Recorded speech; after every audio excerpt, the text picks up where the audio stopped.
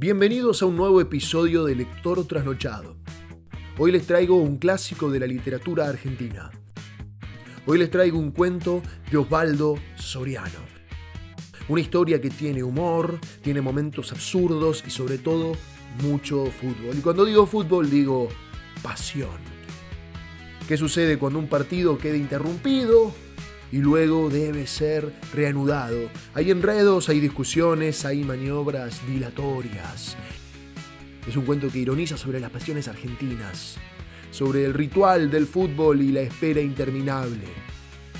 Hay momentos clave en la vida de un hombre. Y este cuento así nos lo muestra. Amigos, espero que disfruten el cuento El penal más largo del mundo, de Osvaldo Soriano. El penal más fantástico del que yo tenga noticias se tiró en 1958 en un lugar perdido del Valle de Río Negro, en Argentina, un domingo por la tarde en un estadio vacío. Estrella Polar era un club de billares y mesas de baraja, un boliche de borrachos en una calle de tierra que terminaba en la orilla del río. Tenía un equipo de fútbol que participaba en el campeonato del Valle porque los domingos no había otra cosa que hacer y el viento arrastraba la arena de las bardas y el polen de las chacras. Los jugadores eran siempre los mismos, o los hermanos de los mismos. Cuando yo tenía 15 años ellos tendrían 30 y me parecían viejísimos. Díaz, el arquero, tenía casi 40 y el pelo blanco, me acuerdo que le caía sobre la frente de indio araucano. En el campeonato participaban 16 clubes y Estrella Polar siempre terminaba más abajo del 10º puesto. Creo que en 1957 se habían colocado en el 13º lugar y volvían a sus casas cantando con la camiseta roja bien doblada en el bolso porque era la única que tenían. En 1958 empezaron ganándole a Escudo Chileno, otro club de miseria. A nadie llamó la atención eso. En cambio, un mes después, cuando habían ganado 4 partidos seguidos y eran los punteros del torneo, en los 12 pueblos del Valle empezó a hablarse de ellos y se empezó a correr la bola. Las victorias habían sido por un gol, sí es cierto, pero alcanzaban para que Deportivo Belgrano, el eterno campeón, el de Padini, Constante Gauna, Tata Cardiles, quedara relegado al 2º puesto, un punto más abajo. Se hablaba de Estrella Polar en la escuela, en el ómnibus, en la plaza, pero no imaginaba todavía que al terminar el otoño tuvieran 22 puntos contra 21 de los nuestros. Las canchas se llenaban para verlos perder de una buena vez. Eran lentos como burros, pesados como roperos, pero marcaban hombre a hombre y gritaban como marranos cuando no tenían la pelota. El entrenador, un tipo de traje negro, bigotitos recortados, lunar enfrente y pucho apagado entre los labios, corría junto a la línea de toque y los azuzaba con una vara de mimbre cuando pasaban a su lado. El público estallaba, el público se divertía con eso y nosotros, que por ser menores jugábamos los sábados, no nos explicábamos cómo ganaban si eran tan malos. Daban y recibían golpes con tanta lealtad y entusiasmo que terminaban apoyándose unos sobre otros para salir de la cancha mientras la gente les aplaudía el 1-0 y les alcanzaba botellas de vino refrescadas en la tierra húmeda. Por las noches celebraban en el prostíbulo de Santa Ana y la gorda Leticia se quejaba de que se comieran los restos del pollo que ella guardaba en la heladera. Era la atracción, y en el pueblo se les permitía todo. Los viejos les recogían de los bares cuando tomaban demasiado y se ponían pendencieros. Los comerciantes les regalaban algún juguete o caramelos para los hijos y en el cine las novias les consentían caricias por encima de las rodillas. Fuera de su pueblo, de más está decir que nadie los tomaba en serio, ni siquiera cuando le ganaron a Atlético San Martín por 2-1. En medio de la euforia perdieron, como todo el mundo, en Barda del Medio y al terminar la primera rueda dejaron el primer puesto cuando Deportivo Belgrano los puso en su lugar con 7 goles. Todos creímos entonces que la normalidad empezaba a restablecerse. Pero el domingo siguiente ganaron 1-0 y siguieron con su letanía laboriosa, sus horribles triunfos, y así llegaron a la primavera, con apenas un punto menos que el campeón. El último enfrentamiento fue histórico por el penal. El estadio estaba repleto. Los techos de las casas también. Todo el mundo esperaba que Deportivo Belgrano repitiera los 7 goles de la primera rueda. El día era fresco y soleado y las manzanas empezaban a colorearse en los árboles. Estrella Polar trajo más de 500 hinchas que tomaron una tribuna por asalto y los bomberos tuvieron que sacar las mangueras para que se quedaran quietos. El referí que pitó el penal era Herminio Silva, un epiléptico que vendía las rifas del club local, y todo el mundo entendió que se estaba jugando el empleo, cuando los 40 minutos del segundo tiempo estaban 1-1 y todavía no había cobrado la pena por más que los de Deportivo Belgrano se tiraran de cabeza en el área de Estrella Polar y dieran volteretas y malabarismos para impresionarlo. Con el empate el local era campeón y Herminito Silva quería conservar el respeto por sí mismo y no daba penal porque no había infracción. Pero a los 42 minutos todos nos quedamos con la boca abierta cuando el puntero izquierdo de Estrella Polar clavó un tiro libre desde muy lejos y se pusieron arriba 2-1. Entonces sí, Herminio Silva pensó en su empleo y alargó el partido hasta que Padín entró en el área y ni bien se le acercó un defensor, pitó, ahí nomás, dio un pitazo estridente, aparatoso y sancionó el penal. En ese tiempo, el lugar de ejecución no estaba señalado con una mancha blanca y había que contar 12 pasos de hombre.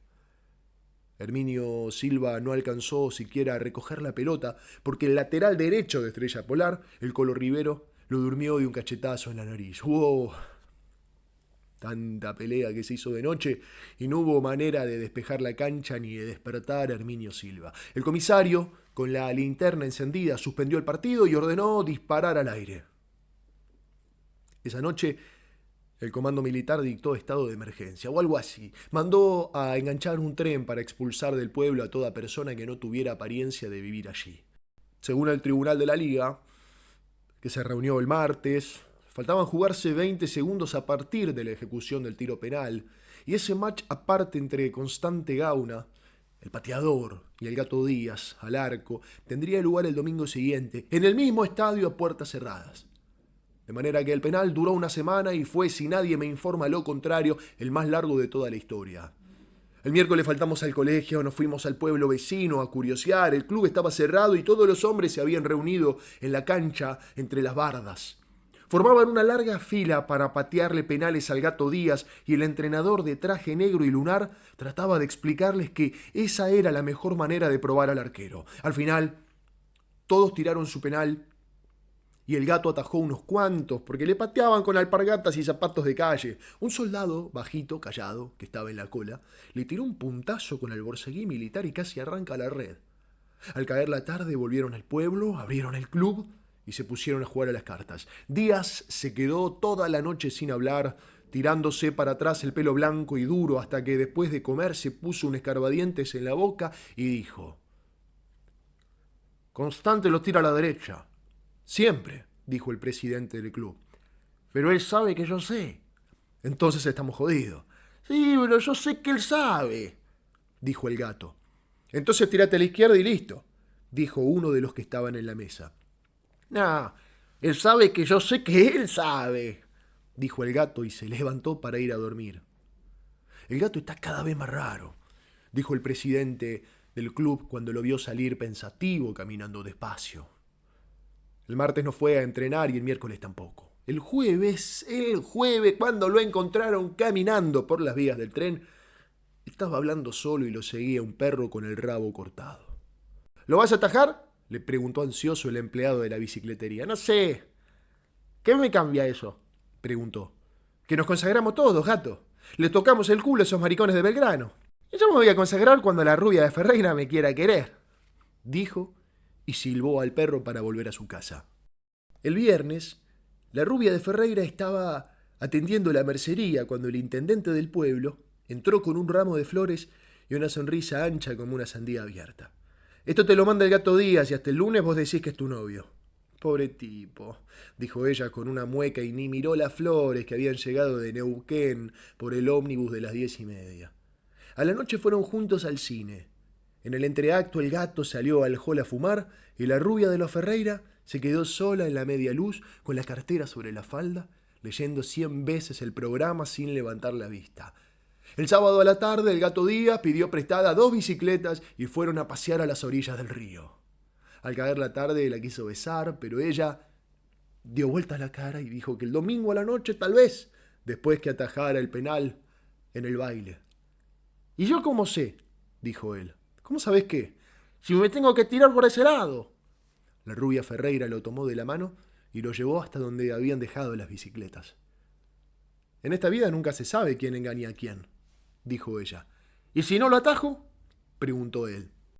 «Entonces quiere decir que no me querés», respondió la rubia y volvieron al pueblo. El domingo del penal salieron del club 20 camiones cargados de gente. Pero la policía los detuvo a la entrada del pueblo y tuvieron que quedarse a un costado de la ruta, esperando bajo el sol. En aquel tiempo y en aquel lugar no había emisoras de radio ni forma de enterarse de lo que ocurría en una cancha cerrada, de manera que los de Estrella Polar establecieron una posta entre el estadio y la ruta. El empleado del bicicletero subió a un techo desde donde se veía el arco del Gato Díaz y desde allí narraba lo que ocurría, lo que veía, se lo contaba a otros muchachos que habían quedado en la vereda, que a su vez transmitían a otros que estaban a 20 metros y así en esta cadena cíclica hasta que cada detalle llegaba a donde esperaban los hinchas de Estrella Polar. A las 3 de la tarde los 2 equipos salieron a la cancha vestidos como si fueran a jugar un partido en serio.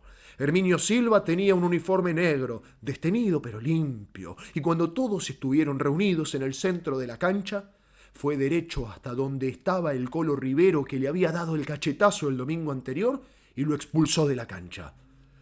Todavía no se había inventado la tarjeta roja y Herminio señala la entrada del túnel con una mano temblorosa de la que colgaba el silbato. Al fin, la policía sacó a empujones al Colo que quería quedarse a ver el penal. Entonces el árbitro fue hasta el arco con la pelota apretada contra una cadera, contó 12 pasos y la puso en su lugar. El Gato Díaz se había peinado a la gomina y la cabeza le brillaba como una cacerola de aluminio. Nosotros lo veíamos desde el paredón que rodeaba la cancha justo detrás del arco, y cuando se colocó sobre la raya de cal y empezó a frotarse las manos desnudas, empezamos a apostar hacia dónde tiraría Constante Gauna. En la ruta habían cortado el tránsito y todo el valle estaba pendiente de ese instante, porque hacía 10 años que el Deportivo Belgrano no perdía un campeonato.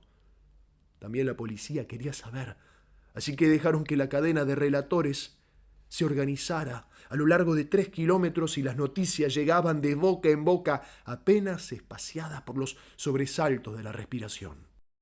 Recién a las 3:30, cuando Herminio Silva consiguió que los dirigentes de los clubes, los entrenadores y las fuerzas vivas del pueblo abandonaran la cancha, Constante Gauna se acercó a acomodar la pelota. Era flaco y musculoso y tenía las cejas tan pobladas que parecían cortarle la cara en 2. Había tirado ese penal tantas veces, contó después, que volvería a patearlo a cada instante de su vida, dormido o despierto. A las 4 menos cuarto, Herminio Silva se puso camino entre el arco y la pelota. Se llevó el silbato a la boca y sopló con todas sus fuerzas. Estaba tan nervioso y el sol le había machacado tanto sobre la nuca que cuando la pelota salió hacia el arco, el referí sintió que los ojos se reviraban y cayó de espaldas echando espuma por la boca. Díaz dio un paso al frente y se tiró a su derecha. La pelota salió dando vueltas hacia el medio del arco y Constante Gauna adivinó enseguida que las piernas del Gato Díaz llegarían justo para desviarla hacia un costado. El Gato pensó en el baile de la noche, en la gloria tardía y en que alguien corriera a tirar la pelota al córner porque había quedado picando en el área. El petizo Mirabel llegó primero que nadie y la sacó afuera contra el alambrado, pero el árbitro Herminio Silva no podía verlo porque estaba en el suelo, revolcándose con su epilepsia. Cuando todo Estrella Polar se tiró sobre el Gato Díaz, el juez de línea corrió hacia Herminio Silva con la bandera parada y desde el paredón donde estábamos sentados oímos que gritaba ¡No vale, no vale! La noticia corrió de boca en boca, jubilosa, la tajada del Gato y el desmayo del árbitro. Entonces en la ruta todos abrieron las botellas de vino y empezaron a festejar, aunque el no vale llegara balbuceado por los mensajeros como una mueca atónita. Hasta que Herminio Silva no se puso de pie, desencajado por el ataque, no hubo respuesta definitiva. Lo primero que preguntó fue ¿qué pasó? ¿Qué pasó? Cuando se lo contaron, sacudió la cabeza y dijo que había que patear de nuevo porque él no había estado allí. Y el reglamento decía que el partido no puede jugarse con un árbitro desmayado. Entonces el Gato Díaz apartó a los que querían pegarle al vendedor de rifas de Deportivo Belgrano y dijo que había que apurarse porque esa noche él tenía una cita y una promesa y fue otra vez bajo el arco. Constante Gauna debía tenerse poca fe, porque le ofreció el tiro a Padini y recién después fue hacia la pelota, mientras el juez de línea ayudaba a Herminio Silva a mantenerse parado. Afuera se escuchaban bocinazos de festejo y los jugadores de Estrella Polar empezaron a retirarse de la cancha rodeados por la policía. El pelotazo salió hacia la izquierda y el Gato Díaz se fue para el mismo lado con una elegancia y una seguridad que nunca más volvió a tener. Constante Gauna miró al cielo y después se echó a llorar. Nosotros saltamos del paredón y fuimos a mirar de cerca a Díaz, el viejo, el grandote, que miraba la pelota que tenía entre las manos como si hubiera sacado la sortija de la calecita. 2 años más tarde, cuando él era una ruina y yo un joven insolente, me lo encontré otra vez, a 12 pasos de distancia, y lo vi inmenso, agazapado en punta de pie, con los dedos abiertos y largos. En una mano llevaba un anillo de matrimonio que no era el de la rubia de los Ferreira, sino de la hermana del Colo Rivero, que era tan india y tan vieja como él. Evité mirarlo a los ojos y le cambié la pierna. Después tiré de zurda abajo, sabiendo que no llegaría porque estaba un poco duro y le pesaba la gloria. Cuando fui a buscar la pelota dentro del arco, el Gato Díaz estaba levantándose como un perro apaleado. «Bien, pibe», me dijo. «Algún día, cuando seas viejo, vas a andar contando por ahí que le hiciste un gol al Gato Díaz. Pero para entonces ya nadie se va a acordar de mí».